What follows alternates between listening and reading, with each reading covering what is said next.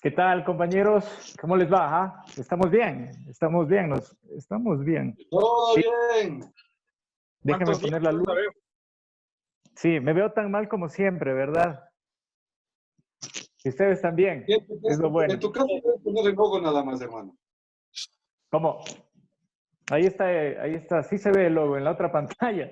Me tocó hacer aquí, estoy por otro dispositivo, fuera desde la computadora, que ya está grabando, ya estamos grabando esta emisión. Un gusto tenerlos aquí. Veamos quién más se conecta. Falta Henry, veamos si hay una invitada nueva o una persona más aquí en este grupito. Nuevas medidas para la próxima semana, ¿no? En cuanto a restricciones para el tránsito vehicular por este tema del coronavirus. Un vehículo podrá Ya creo que la circular, próxima vez ya va a ser por signo zodiacal. así dicen, ¿no? Los memes que se dan. Ahí está, ¿qué tal? Salude, ahí está. Hola, Ahí está. Hola. una vergüenza. ¿Qué Le da pasa? vergüenza. Pero si le conoce al Santiago toda la vida y le da vergüenza del hombre. ¿Qué Loguito. tal? Ahí está Hugo, Santi Tello, Juanes Pérez, yo, y todos con Mercedes Granda Mech. Falta Henry Ya, y ver quién más o más. menos ya los conocí en el otro video. Sí, ya les conoce. Ella ya tiene antecedentes de ustedes. Estoy advertido. Todos nos escuchamos, ¿verdad? Todos Nosotros, estamos muy bien. nosotros también tenemos los antecedentes penales de ella, no te preocupes. Pero espere, Sí, se fue. ahí sí, ya. Se me fue porque estaba con el plan. Ya, Con el wifi, hay que conectarse a la red para no gastar los sí. datos. Aunque supuestamente en estos días hay algo de gratis, las empresas telefónicas nos están regalando algo, nos están siendo Es benefatorios. mentira. No, es mentira. No estamos siendo beneficiados de su dadivosidad. Sí, sí, porque incluso estaban cobrando. Sí, a mí ayer Luego, me tras llegó el el decreto, aviso. dijeron que se aplazan los cobros. A mí me llegó ayer el aviso de que tenga ya plata en mi cuenta para efectivizar el cobrito. ¿Y cuánto Ajá. pagas? 30, ya, ya te cobran con el 10% de impuesto, ¿verdad? Del aumento por la última reforma tributaria. Ya viene con el impuesto, ¿verdad? Con el aumento del 10% en los Sí, planes celulares. encima son más caros ahora. Ajá. Y es el mismo servicio. O sea, no hay cambio. El mismo servicio de mierda es cierto, es una porquería de servicio. El de las 3 operadoras, o son 4. El de Claro es un poco mejor, no quiero hacer publicidad, pero yo tenía CNT un montón de años y luego me cambié a Claro porque sí es un poco más rápido, pero igual, fueron los únicos que quisieron cobrar cuando empezó la emergencia. Oigan, hablando de esto que nos posibilita las redes sociales, las noticias falsas, la información que no está tan apegada a la verdad, de estas fake news han inundado justamente varias plataformas y el gobierno ha tratado de desmentir algunos temas, algunas publicaciones que han señalado el mal manejo, el tema de los cadáveres en las calles. No sé si Meche, las mujeres primero se dice, o cómo es esto siendo caballeroso. A ella le concedemos la palabra para que inicie diciéndonos cómo le ha caído esto de las redes sociales y esta inundación de información, una verídica, otra que da para dudar.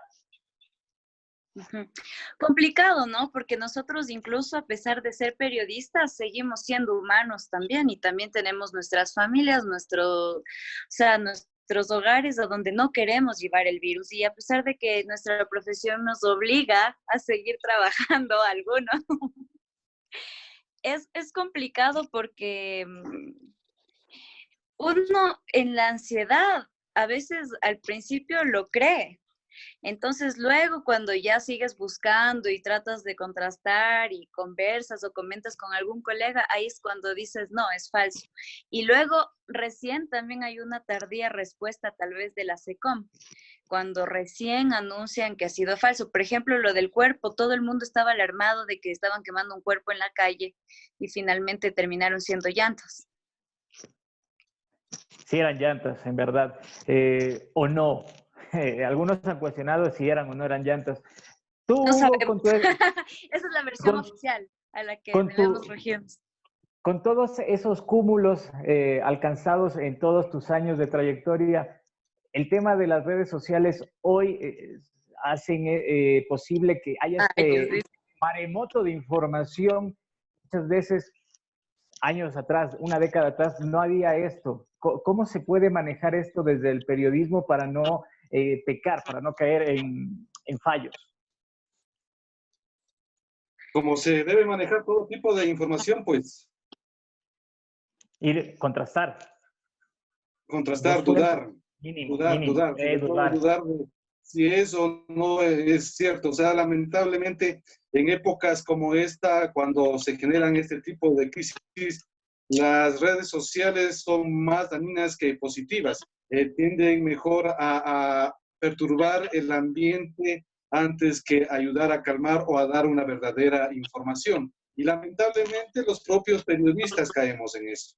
Porque respecto de lo que dice Meche, de que en la desesperación por ahí, pero yo creo, soy partidario de que un poquito hay que detenernos a analizar qué tipo de información es el que nos llega a nuestras redes sociales, porque algunas veces son del todo visibles, son falsas, que no tienen coherencia, que tienen faltas de ortografía, que los logos están al revés, más va por la broma, etcétera, etcétera. Y sin embargo, nosotros seguimos replicando y compartiendo y compartiendo. Y en ese momento en que nosotros compartimos, así sea, a un solo WhatsApp, entonces estamos ya siendo parte de esa mala cadena de información, cuando deberíamos detenernos y cortarle ahí en nuestros propios sistemas operativos antes de seguir replicando o hasta que no haya una versión oficial, sobre todo en esos temas sensibles como es ahorita el coronavirus, ¿no?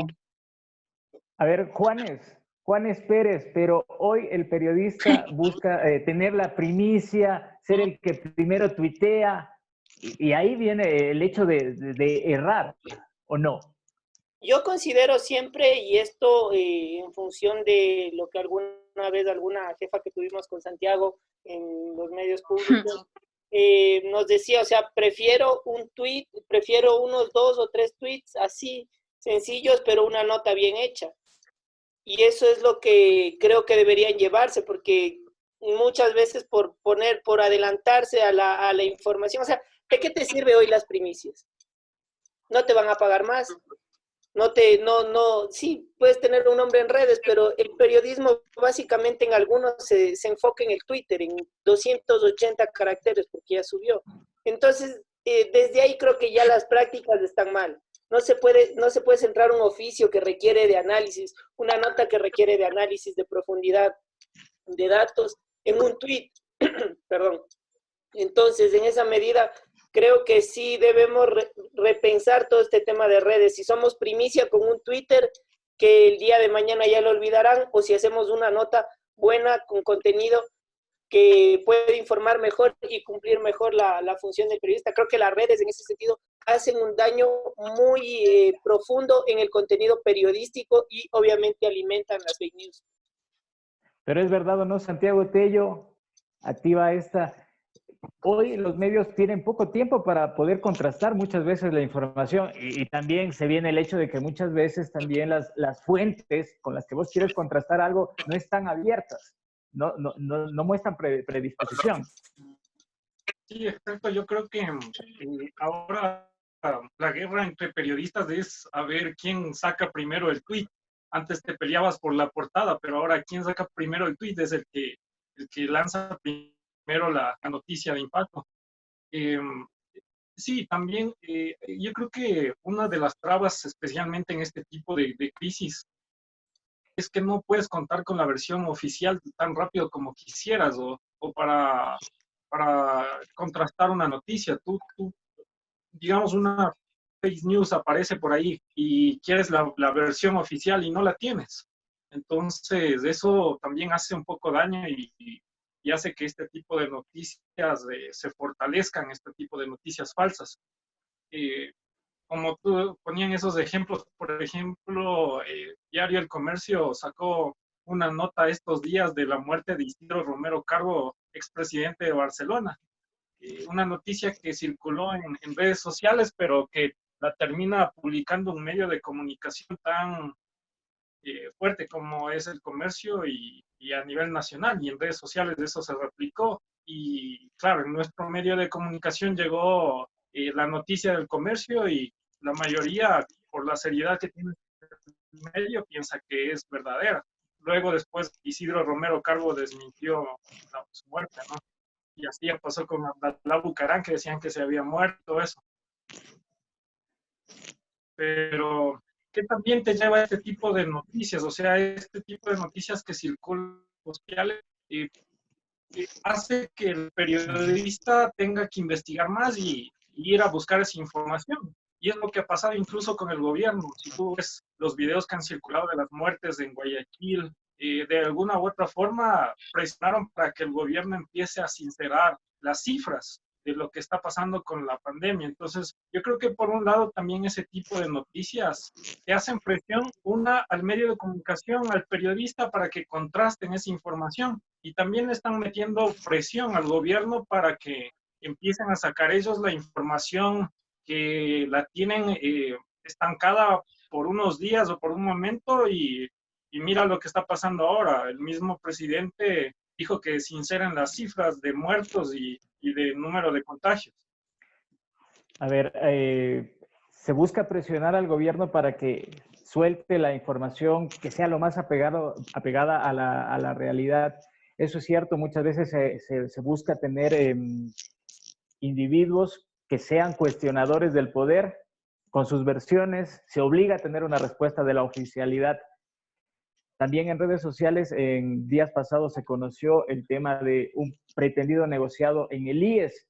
Eso llevó a que hoy por hoy mucha gente, algunos grupos, organizaciones también, estén solicitando que el presidente de la República, Lenín Moreno, saque del cargo al presidente del directorio del IES, del Instituto Ecuatoriano de Seguridad Social, Paul Granda, ex correísta, ahora leninista, pero él es el que tiene ahora los ojos de varios están puestos sobre él, lo cuestionan, quieren que se largue. ¿Es factible eso? ¿Es hora de sacar funcionarios? ¿Tú qué crees, Meche? Bueno, pienso que muchas veces tratan también de lavarse las manos las autoridades y siempre eso recae en el rango inferior. Es decir, aquí las cabezas que volaron fueron los subsecretarios, los encargados, pero siempre también uno que es líder tiene que responder.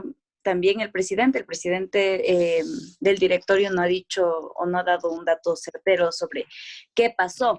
Nada más instó a los organismos de control a que realicen las investigaciones, y ya se ha visto que muchas veces eso queda en nada o se vuelve un proceso sumamente largo que en esta emergencia no ayuda en nada, y puesto que se necesitan los insumos para evitar que también el personal médico se contagie, y eso desencadena en más y más y más y más problemas cuando pudo ser algo que se pudo evitar si es que hubiera estado enterado a la cabeza del resto de cosas.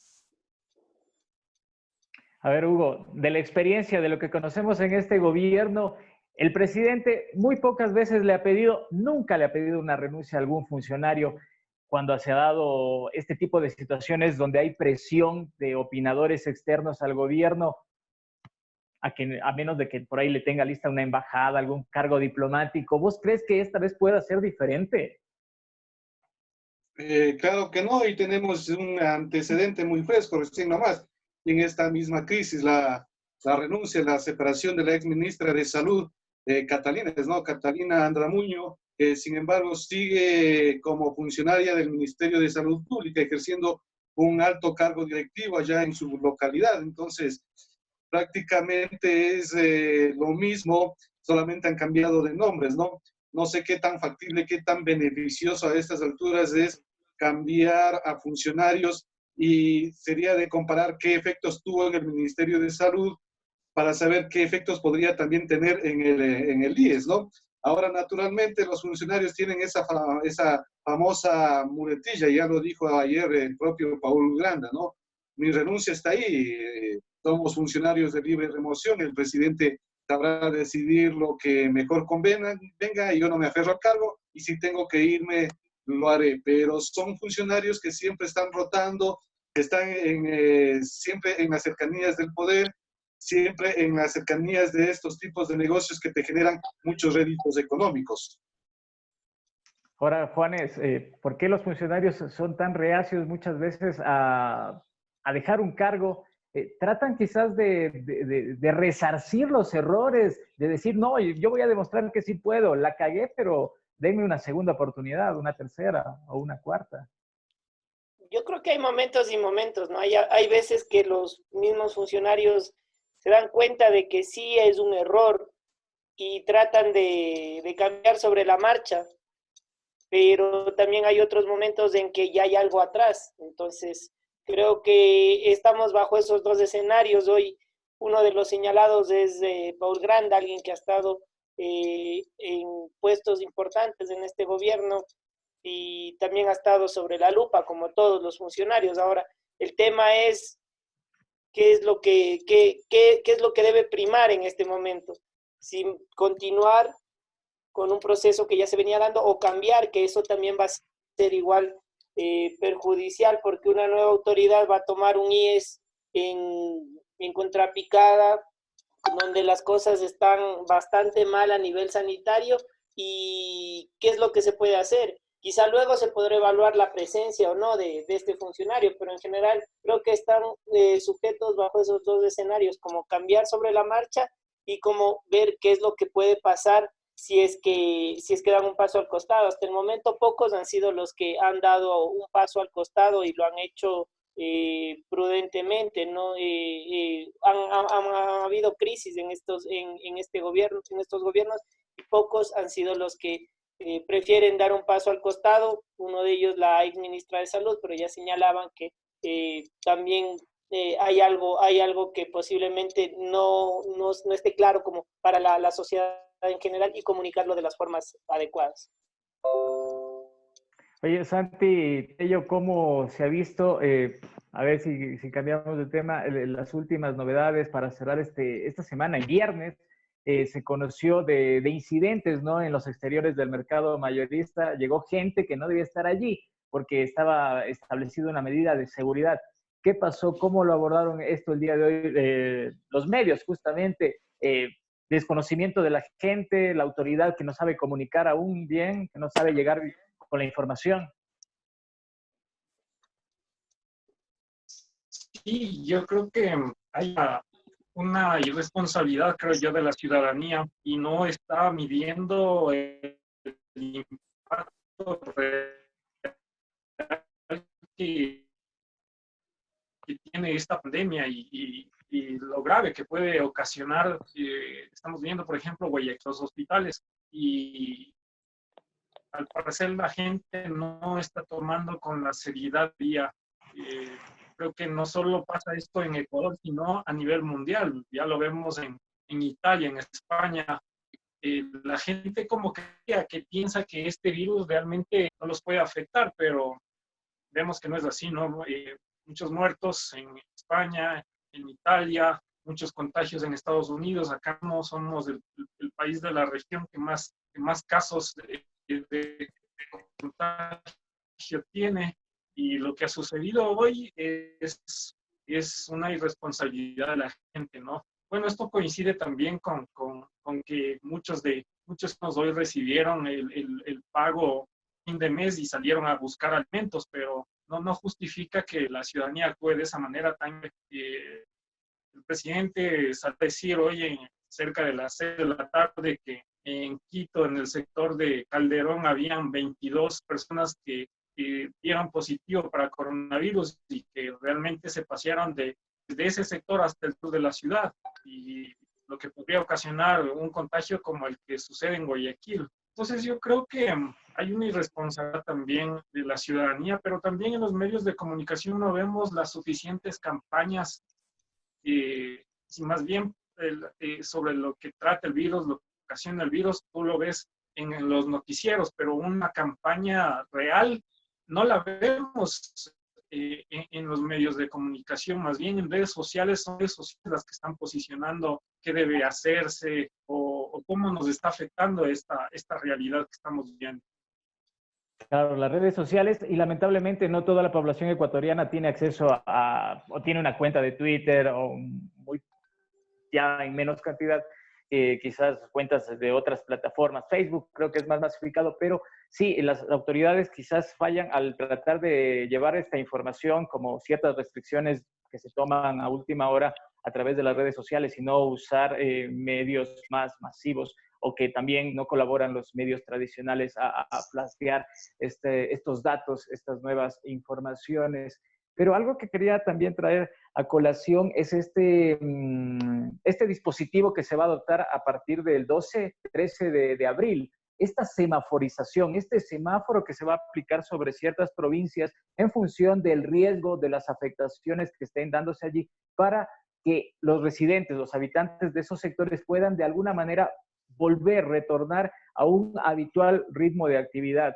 Guayas y Pichincha quizás no entren a ese ritmo de actividad habitual desde el 13 de abril.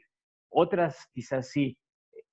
¿Es factible ya a mediados de abril, Meche, tú crees que algunas provincias, algunas ciudades del país puedan ya sus habitantes salir a la calle a hacer una vida cuasi normal? Creo que no, y creo que también los ejemplos en otros territorios nos dicen que no es del momento. Creo también que es necesaria esta semaforización, pero tenemos que esperar a ver qué es lo que nos presentan, porque puede ser como se manejó esta restricción de movilidad, que un día se dijo una cosa que de cierta forma tuvo efecto y luego al tratar de mejorar lo empeoraron y hoy reconocieron nuevamente que hicieron mal. Entonces habrá que esperar a ver qué es lo que nos presentan las autoridades. Ahora también creo que la vida normal, como ya lo han dicho, no vamos a poder recuperar, yo diría, en los próximos 3 meses. Va a haber cosas que no podamos hacer, como, tan simples como ir al supermercado nuevamente, y no solo por los defectos o por las consecuencias, sino por el miedo que genera un contagio y sobre todo este periodo de incubación del virus que no te permite saber si eres portador o no y que puedes estar poniendo en riesgo a tu círculo cercano, ¿no?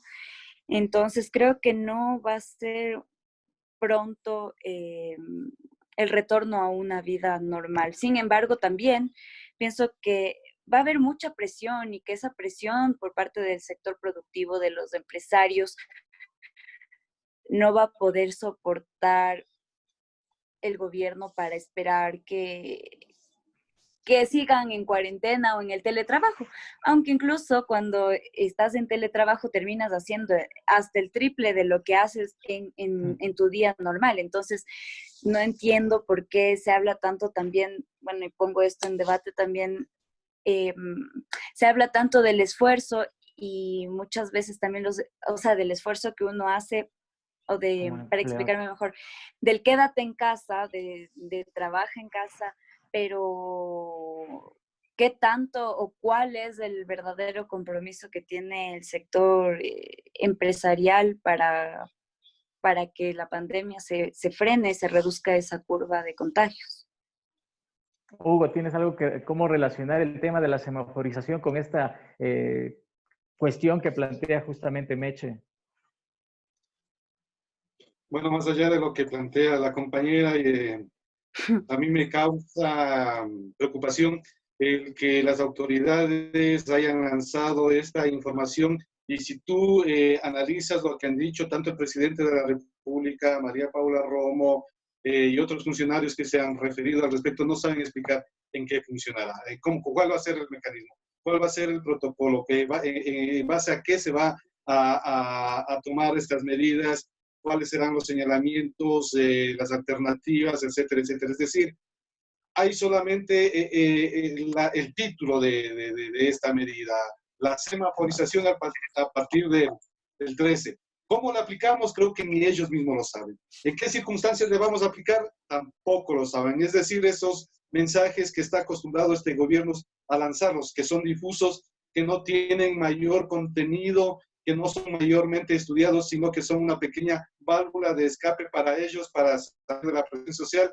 y darnos una disque leve esperanza de que poco a poco se retomarán las actividades. Recordemos que esto ha sucedido en esta misma época, con eso de que ya vamos a alcanzar el pico del contagio, que vamos ya a este tema de que no vamos a restringir totalmente el toque de queda, etcétera, etcétera. Entonces, creo que es, por un lado, esa situación, y por otro, muy riesgoso. O sea, al momento en que tú liberas y flexibilizas las medidas de restricción, la gente, si ahorita con medidas de restricción hace lo que hace, al momento en que flexibilizas, imagínate, así sea de una provincia a otra, ¿qué es lo que va a pasar? Suena Y ahí hay dos interesante. cosas también. Perdón que te corte, Santi. ¿Cómo van a controlar? Porque ahora yo estaba a 20 minutos del toque de queda y no había fuerza pública que pueda dar un control y la gente andaba como si nada. Eso es una cosa. Y otra cosa que ya me olvidé, pero si es que me acuerdo, les digo ese rato. Pero bueno, eso era lo importante. ¿Cómo van a controlar?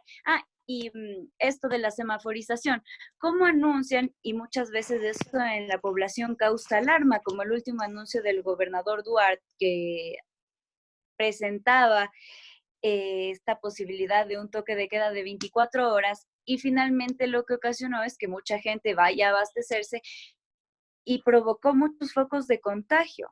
Eso. Será un semáforo que en algunas ciudades va a decir alto en riesgo o alto en muertes, medio en responsabilidad y bajo ¿en qué? Bajo en inteligencia, mucha ciudadanía. Entonces, a ver, Juanes, suena interesante el dispositivo, ¿no? Semaforización. Interesante el concepto, pero la experiencia que ya va acumulando en casi un mes el gobierno no da para creer que quizás la tienen clara. Creo que en cierta medida no es una idea del todo descartable, me parece una buena idea, pero creo que deberían profundizar más en el tema y hacer lo que se está haciendo en otros países y lo que se ha hecho en Corea y lo que se ha hecho en China mismo, que es una sectorización de los sitios donde puede haber contagio, y eso se lo hace en función de las personas contagiadas. No sé si en algún momento algo se habló desde las autoridades, desde telecomunicaciones, pero creo que la cosa debe ir por ahí, más allá de la semaforización, que en este punto sí suena lógica, pero creo que deben profundizar más en ese tema. Por ejemplo, saber qué zonas de cada ciudad tienen el mayor índice de contagios, y en esa medida las personas pueden movilizarse. Ahora, eso es uno. Lo otro es tener pruebas que se puedan desarrollar. La experiencia de Corea del Sur es muy interesante en este caso. A la mayoría de la población se le testeó sobre el coronavirus, y ahí sí tienes un mapa real de lo que está pasando. Ahora, hay que ver también los presupuestos. Obviamente, Corea del Sur es una de las potencias mundiales y acá no tenemos el presupuesto que quizá ellos tengan, pero la semaforización debe ir en función de esas necesidades, de que no solo sea por provincia, sino sea a nivel de ciudad, y qué ciudades son las que más niveles de contagio tienen y en qué zonas. Con eso la gente puede desplazarse, manteniendo obviamente las normas de restricción. Claro, en Corea del Sur habían implementado los test y el personal médico se desplazaba hacia el sitio, hacia las residencias, hacia los domicilios de las personas. Acá es imposible eso. Y bueno, Ocles ayer explicó en un medio que la semaforización iba por ese lado, señalar que provincias tienen menos riesgo y frente a las de mayor riesgo, las de menos riesgo serán las que primero comiencen a retomar actividades. ¿En qué medida? ¿De qué manera? Eso es lo que falta por analizar. Cuando tú le planteas una pregunta de ese tipo a algún funcionario, siempre te contestan esto, que están analizando, que están estudiando para dar a conocer más allá la información.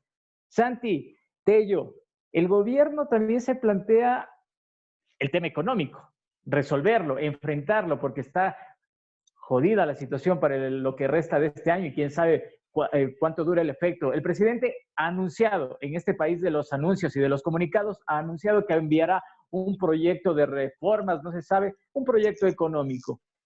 ¿Es suficiente un proyecto económico para aliviar o ayudar en algo el tema este complicado que se nos viene? Mira, yo creo que es muy complicada la situación para desde el pequeño, mediano empresario, el tema económico por esta paralización, no solo en el Ecuador, sino a nivel mundial. En el tema de las flores hay una pérdida de 20 millones de dólares en este mes por la para que existe en Ecuador y a nivel mundial en el tipo de exportaciones. Y tú tienes los despidos que ha habido en el sector florícola.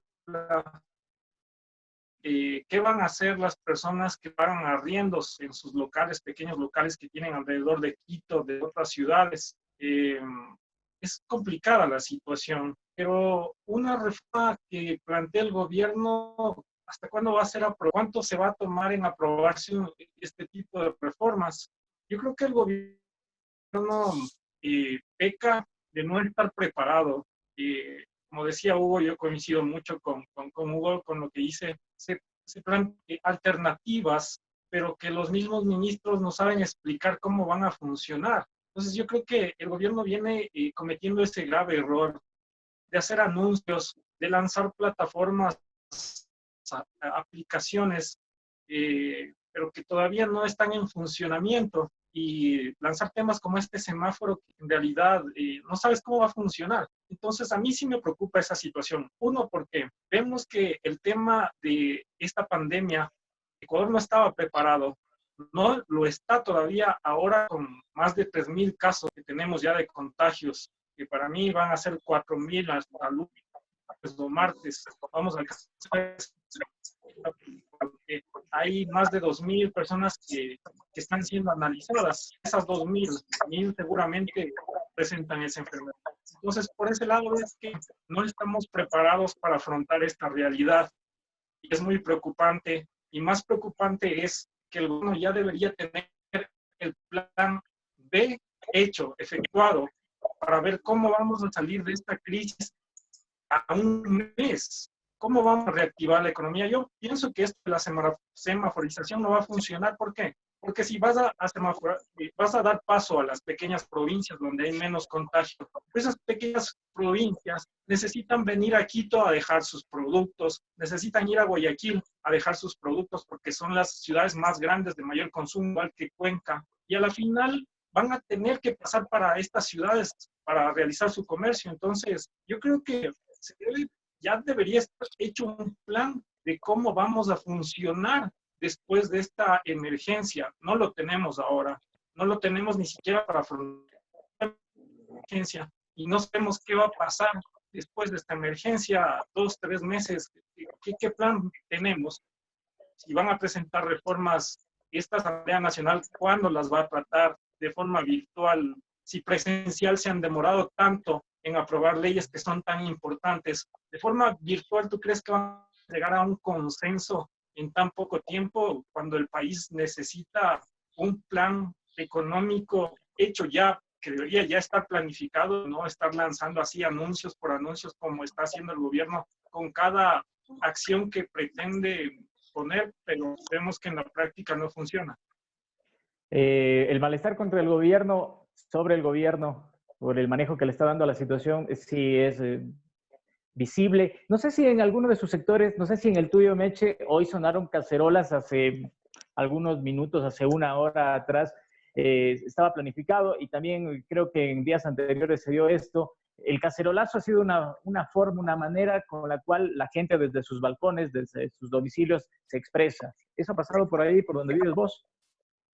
Sí, sinceramente no me fijé, no No hubo te enteraste, ese no reto. escuchaste. Sin embargo, siempre ha sido una respuesta válida de parte del pueblo para expresarse, y digamos que eso trae ya alguna historia, y intentaba en alguna época también reclamar al gobierno sobre la falta de comida, la escasez, etcétera. En este caso ahora se ve que es un rechazo. Y creo que es muy cuestionable también que la información encima de que es clara, no llega a todo el mundo, no todo el mundo tiene un celular, no todo el mundo tiene una televisión, un radio, y tampoco todo el mundo se interesa en saber. Por ejemplo, hoy, tal vez en lo que ocurrió en el mayorista que antes conversábamos, no estaban enterados la mayor parte, otra parte desobedeció a propósito, y creo que también falta un enlace entre las autoridades y la comunidad. Un diálogo. Yo sé que ahorita no tenemos tiempo y que estamos cortos de tiempo para tratar la emergencia, pero creo que sí sería necesario también que haya un diálogo previo para que las medidas puedan ser acogidas y también pensar en la situación de la gente. Segundos nada más. ¿Qué opinan de esta implementación que ha pedido el presidente de la República, su Ministerio de Telecomunicaciones y al COE, buscar un mecanismo para evitar que los contagiados de COVID salgan a las calles? ¿Cómo se puede hacer eso? ¿Con un mensajito por celular que le digan quédense en la casa? Hugo. No, está visto que si la ciudadanía no toma conciencia por sí misma, ningún mensaje va a ser valedero, ningún mecanismo va a ser suficiente. Tengas o no tengas celular, tengas o no tengas radio, televisión, acceso, siempre por experiencias ciudadanas, siempre la persona está enterada de una u otra manera. Aquí funciona mucho en nuestra sociedad, en nuestra cultura, el comunicarse de vecino en vecino, y alguien está enterado y va transmitiendo esa situación. Lo que pasa es que, que hay personas que se dan de vivos nada más. Eso también. 20 segundos, Santi, tocayo, 20 segundos. ¿Qué opinas de la medida pedida por el presidente? Tocayo. Una medida tardía también. Pienso que son tardías. Esto ya debería verse.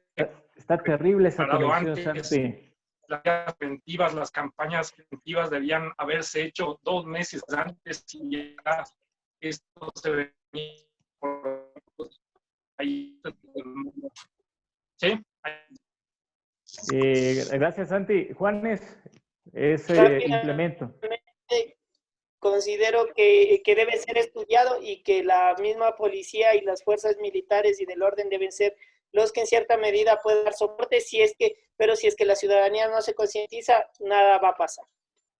Gracias, muchachos. Ha sido un gusto compartir con ustedes esta sesión. Nos veremos en una próxima. El gusto ha sido para ustedes. Quédense en casa. Es viernes, por Dios, es viernes.